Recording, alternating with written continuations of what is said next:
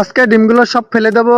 দেখি ডিমগুলো সব নষ্ট করে ফেলি। আরে আঙ্কেল, ডিমগুলো নষ্ট করবেন না। কেন নষ্ট করব না? আমার ডিম আমি নষ্ট করব, তাতে তোমার সমস্যা কি? বাসায় শুধু ডিমই রান্না হয়, আর অন্য কিছু রান্না হয় না। আচ্ছা আঙ্কেল, এই ডিমগুলো কি আমি বাসায় নিয়ে যেতে পারি? এগুলা খেতে অনেক মজা লাগে। আরে এই ডিমগুলো তুমি তো খেতে পারবে না, এগুলা তো সব ময়লা আবর্জনা মেখে গেছে। তুমি যদি এই ময়লা ডিম বাসায় নিয়ে যাও, তোমার মা তোমাকে বকা দেবে। আরে আঙ্কেল, তুমি যত কিছুই বলো না কেন, আমি তো এই ডিমগুলো বাসায় নিয়ে গিয়ে রান্না করে খাবো। ছেলেটা হয়তো পাগল হয়ে গেছে, ফেলে দাও ডিম কি খাওয়া যায়? মা মা দেখো আমি এই কি নিয়ে এসেছি। কই বাবা কই, কি নিয়ে এসেছো দেখি। ও মা, কত ডিম! এগুলা তুমি কই পেলে বাবা? বন্ধুরা, তোমরা তো জানোই ডিম রান্না খেতে অনেক মজা লাগে। কার না হয় অপছন্দ, সবারই পছন্দ। তাই ডিমগুলো ভালো করে ধুয়ে সুন্দর করে পরিষ্কার করে পানি দিয়ে ধুয়ে নিতে হবে। আমার একমাত্র ছেলে আবদার করেছে, তার কথা তো আর ফেলে দিতে পারি না। তার আগে রান্না হতে হতে তুমি যদি আম খেয়ে থাকো তাহলে লাইক করো, তুমি যদি লিচু খেয়ে থাকো চ্যানেলটি সাবস্ক্রাইব করো, আর তুমি কোন ক্লাসে পড়ো কমেন্ট করে বলে যাও। বলতে বলতে রান্নাটা হয়ে গেছে। ডিমে যত মশলা লাগে সবগুলো দিয়ে নিতে হবে। রান্নাটা অনেক সুস্বাদু হয়েছে, তাই আমার ছেলে চেটে পুটে খাচ্ছে।